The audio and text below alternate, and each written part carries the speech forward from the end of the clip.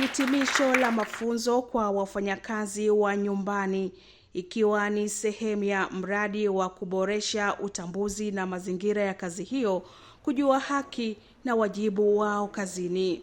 Mwenyekiti wa serikali ya mtaa wa Buganda, kata Mkolani, wilaya ya Nyamagana, jijini Mwanza, Yohana Makoe, na mwenyekiti wa wafanyakazi wa nyumbani kutoka mkoa wa Morogoro wamebainisha kuwa mafunzo hayo yataleta matokeo chanya katika jamii, waajiri na waajiriwa kuwa na mikataba ya kazi. Huyu mtu apate barua ya utambulisho kutoka kwenye mtaa wake anakotoka.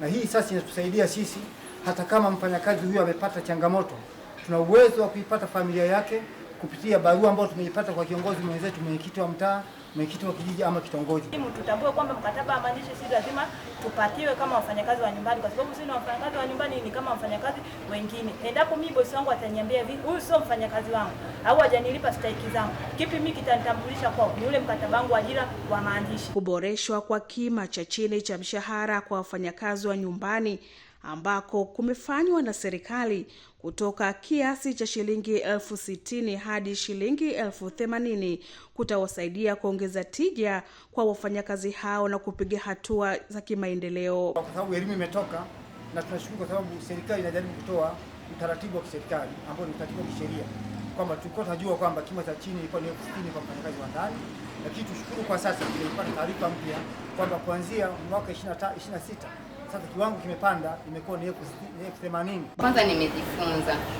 jinsi ya kufanya kazi, jinsi ya kuongea na bosi, jinsi ya kukabiliana na matatizo ambayo unakutana nayo.